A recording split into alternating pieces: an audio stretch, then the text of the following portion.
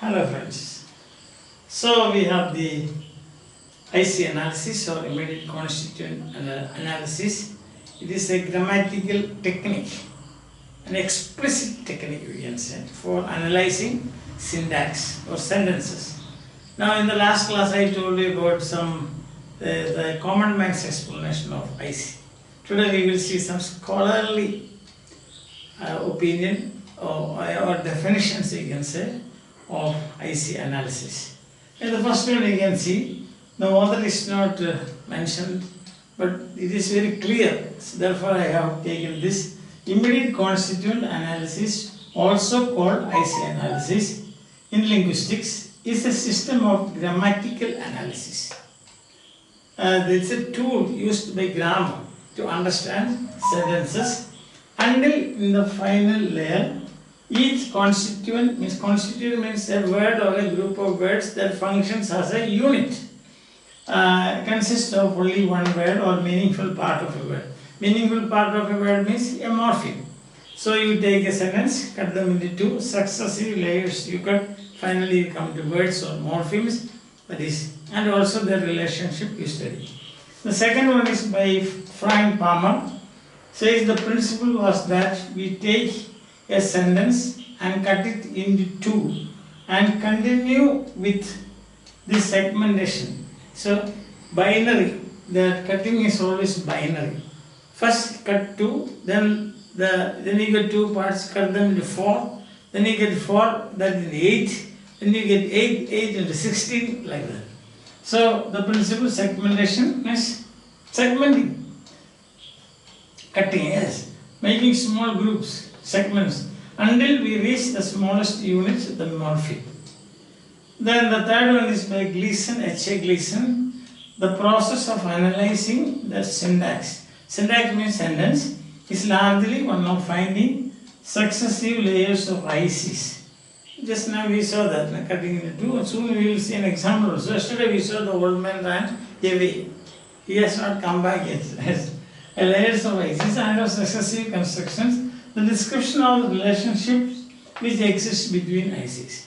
So one more dimension is added by Gleason, not only just cutting but also describing the relationship. And Eva Sandwood and P. Christopher Sen said the procedure which as far as possible tries to analyze all structures, means not only sentences but phrases, into two constituents is commonly known as IC analysis. Two constituents, that's important. That is what we call the binary. Always remember that. That is the basis. Binary cuts.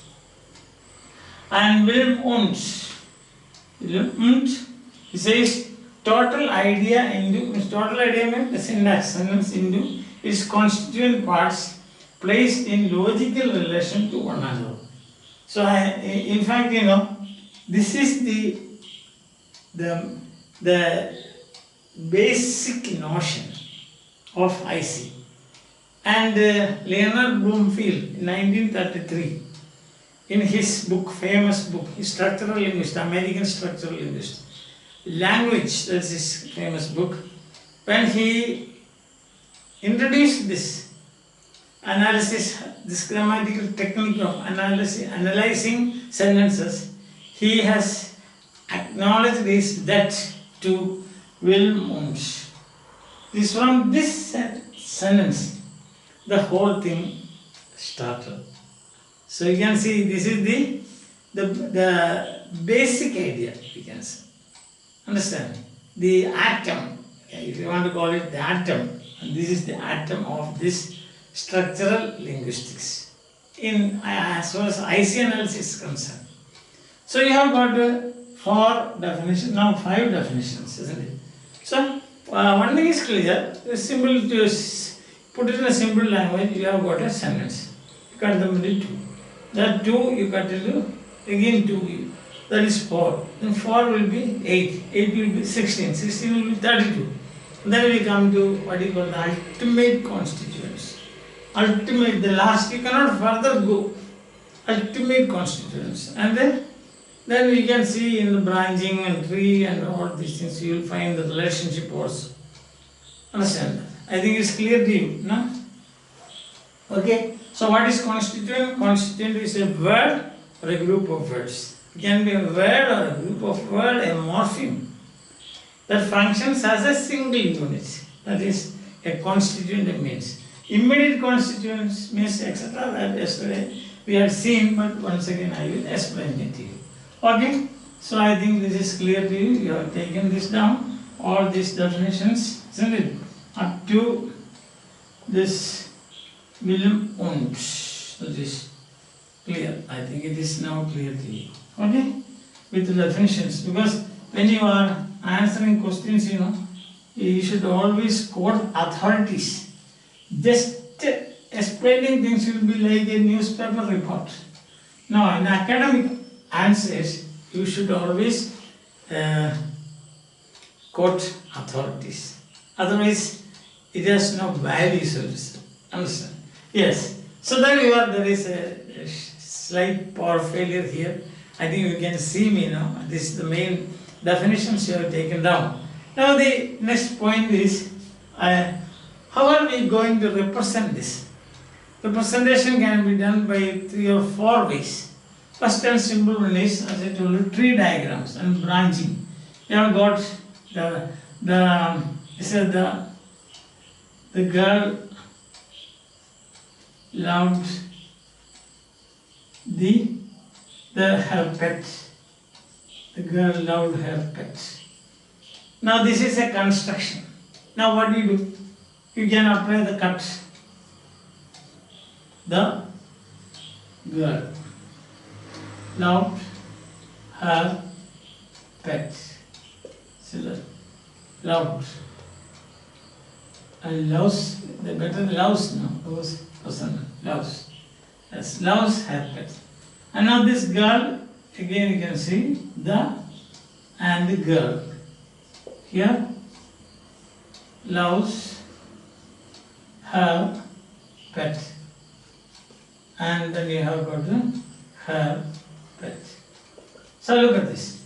Now you can see the girl loves her pet. That is a construction, or you say a sentence, a construction. Now the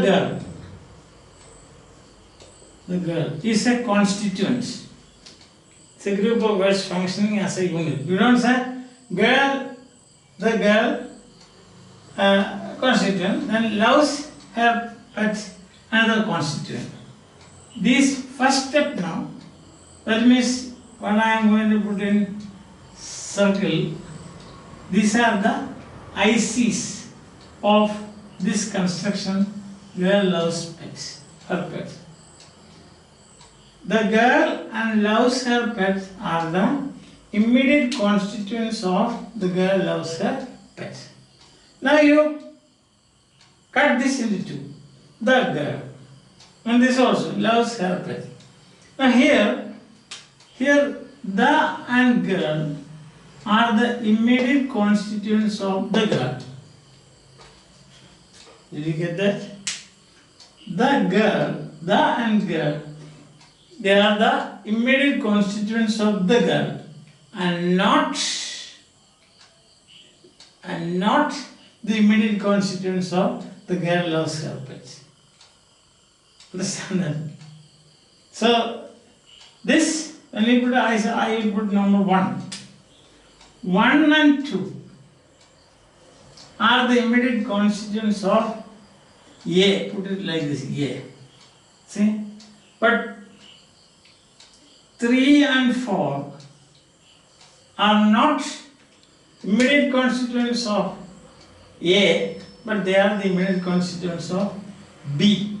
Here you can say, call it B. Like that. Same way, this is also B, you can say B. Just call it as it is. So loves her pet. They are the immediate constituents of B, not immediate constituents of A. Their relationship only their constituents. That's all. Now coming again, here you have her and pet. They are the immediate constituents of B, not the immediate constituents of A. Clear? So what do you find is, first the construction, two immediate constituents, then they are again cut. The result is two immediate constituents of this one, B. Understand? Is that clearly? Okay. So this cut, this place of cutting, is called a node. N-O-D-E. Node. Node. The first node gives two immediate constituents of the construction. This second node gives immediate constituents of B. See B. Here also. Second node here. This is the node. Gives immediate constituents of B, not A. Then what is the relationship of these two and A? Constituents. Not immediate constituents, but constituents. Same here. Hair and pet. They are immediate constituents of B, not A. That's hair pet. So hair and pet, they are the immediate constituents of this. See, C you can say, call it C, not B. That's the thing. Once again, A, B, C we have. A cut, you get two B's. These B's are immediate constituents of A. Cut B, you get this 3, 4. These are the immediate constituents of B. They are the constituents of A, not immediate constituents. Or else, for short I will say, two B's are the ICs of A. Then 3, 4 ICs of B, not A. Their relationship is 3, 4, just constituents. Here too. Loves her pet B, immediate constituents of A. So this, yes. Then loves her pet C, immediate constituents of B, and her pet, immediate constituents of C. But the whole thing, they are the constituents of A. Clear? Okay. So the cutting point is node. And these branches, the whole thing looks like a tree. And then you have got that, what do you call ICs. Yes. So you have got a sentence. You have branching. This is the node here, node. You call it a node, node.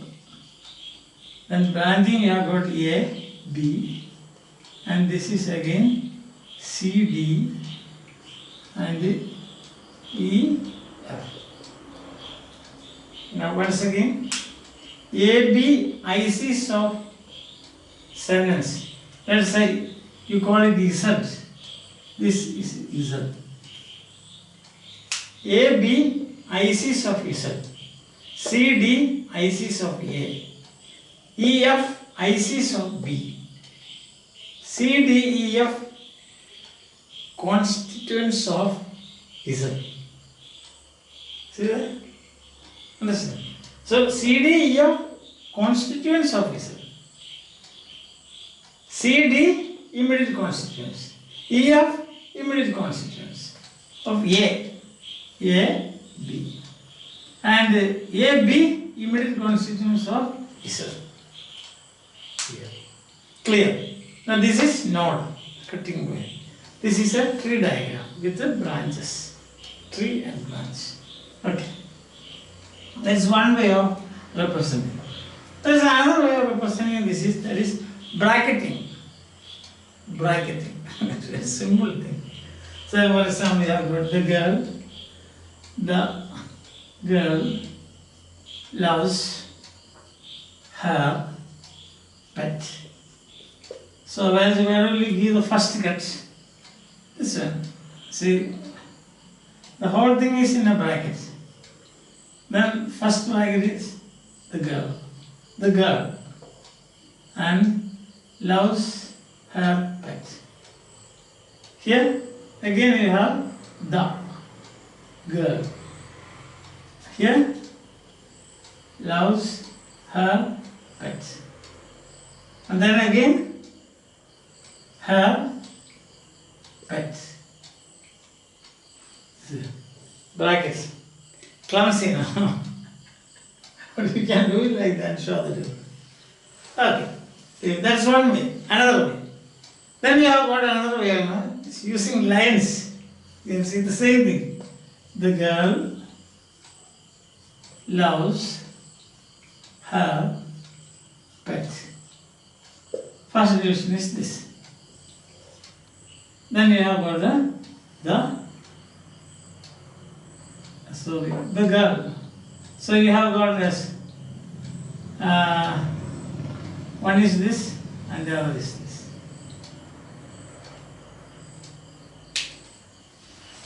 So once again, this is bracketing and then lining. Yes. The girl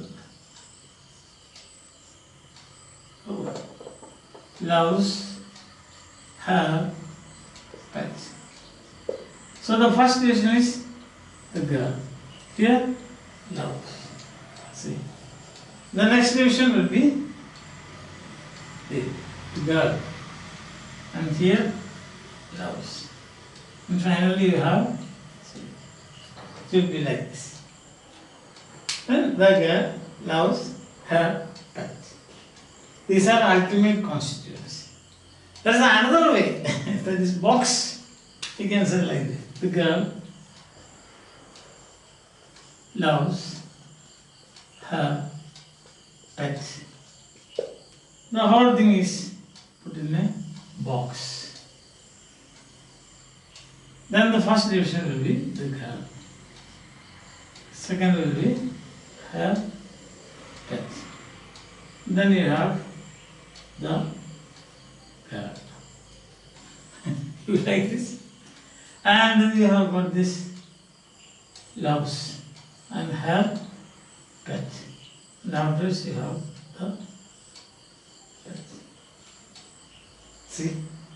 So tree diagram, then lines like this, and you have got the girl loves her pet. There's one more if you want. The girl loves her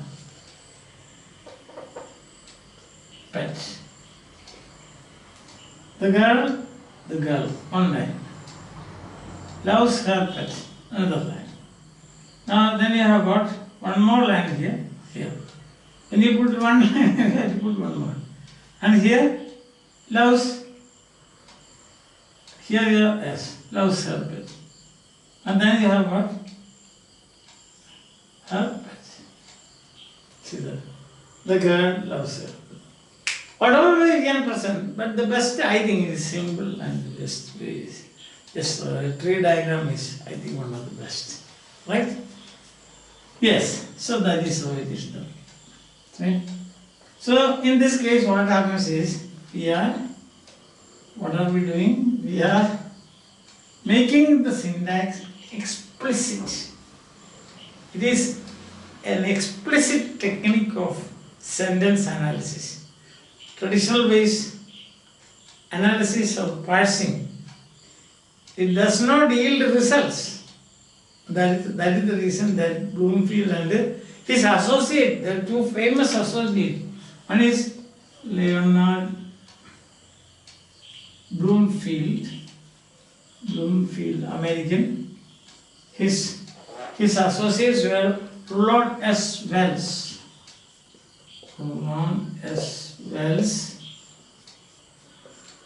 and you have got another great person, C.E. Basil,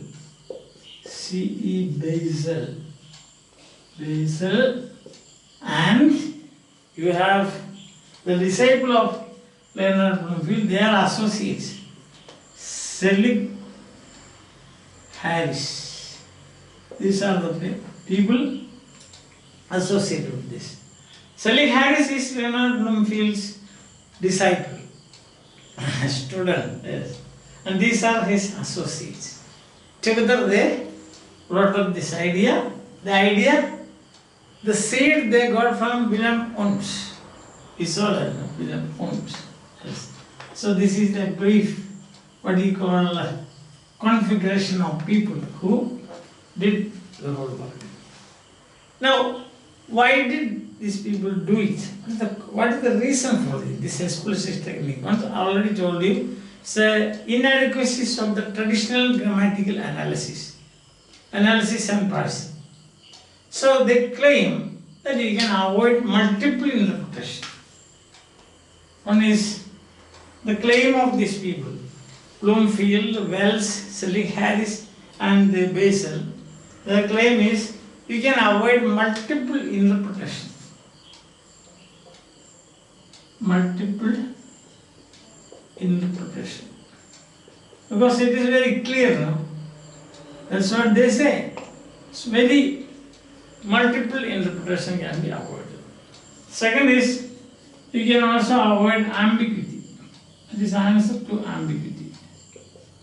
And the third is that you can understand the units of the language. Better understanding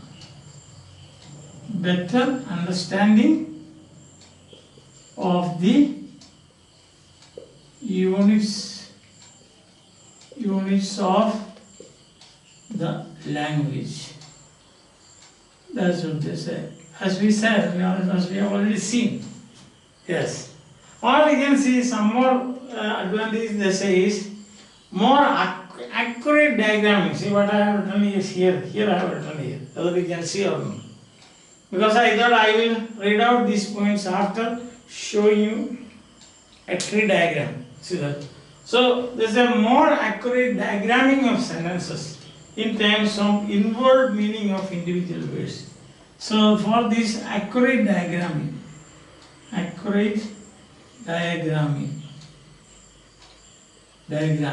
and also showing their meaning. And then the second is making explicit the hierarchical relationships. Making, this is written here, you cannot see, that's why I am writing. Making explicit the hierarchical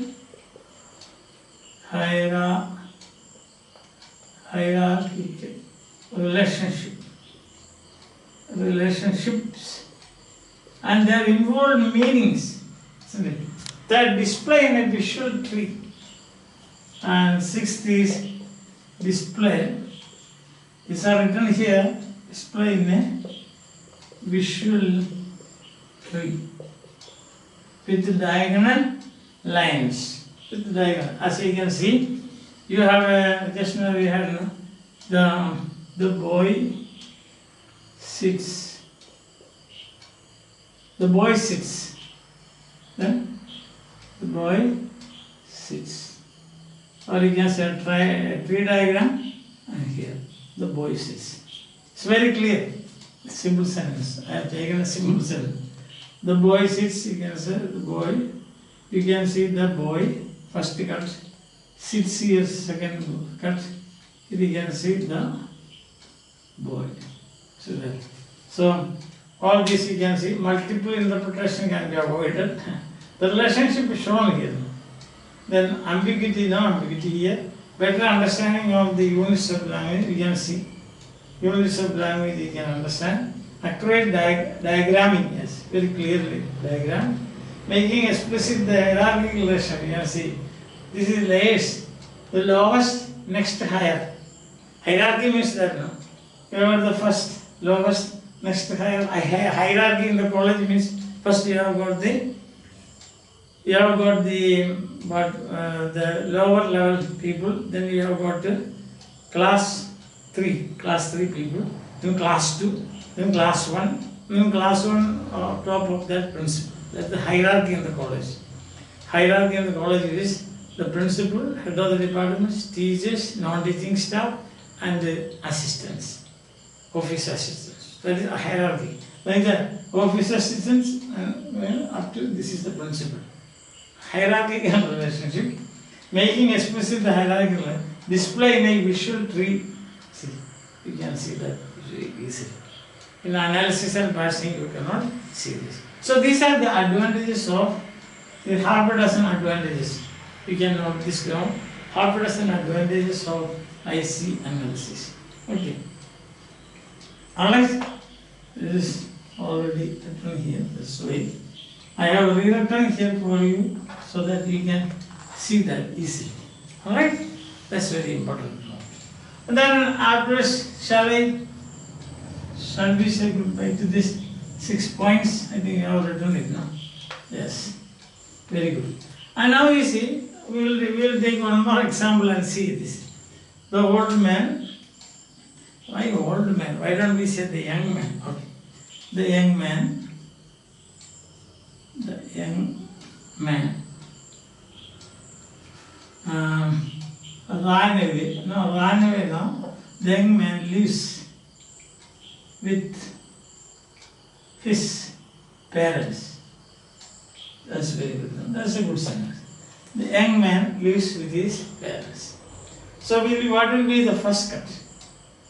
The young man lives with his parents?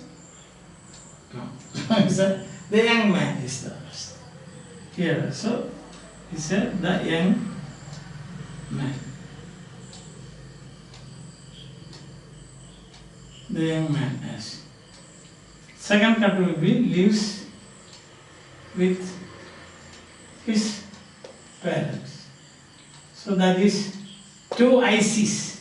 These are the two ICs of this construction. See? The young man lives with his parents. Now you have the next cut. The young man.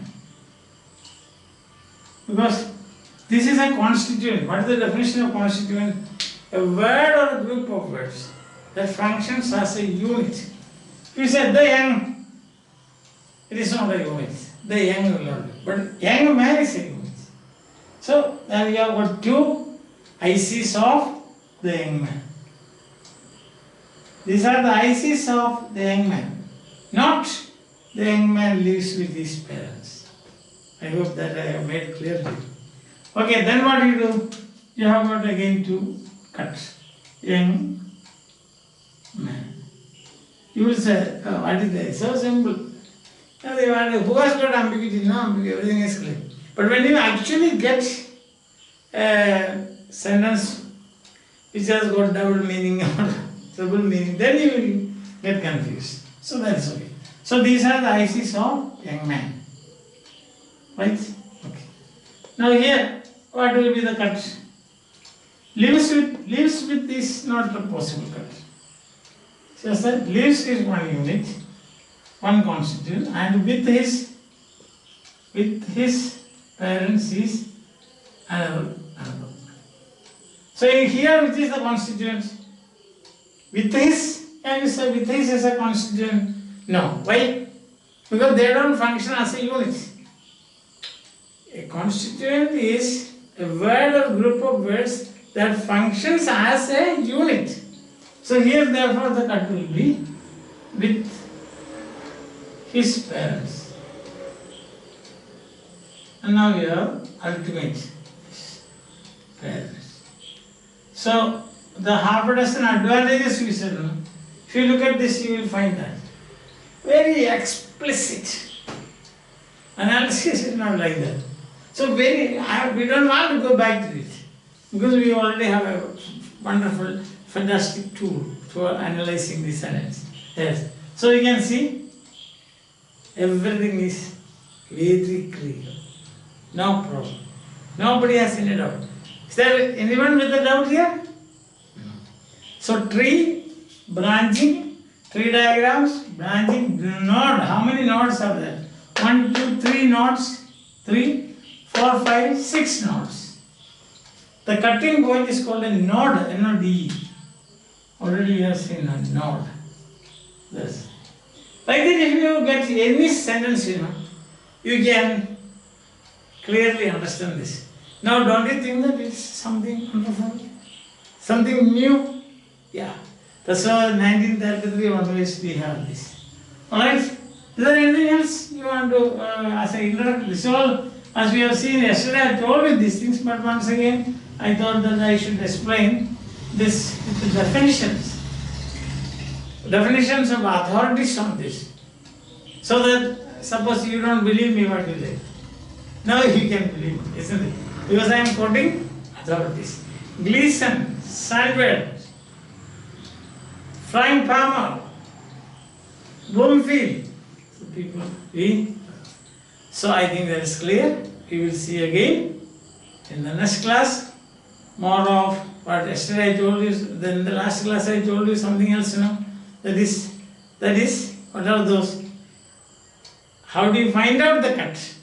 The cut can be easily found out by, there is two other mechanisms. What is that? First is substitutability. Substitutability, and the second is, remember, freedom of occurrence. Isn't it?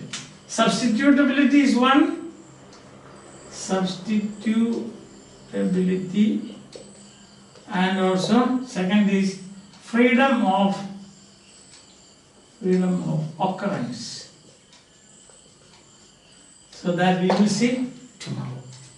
Okay? Or in the next class we will see. We will continue with this. Fine?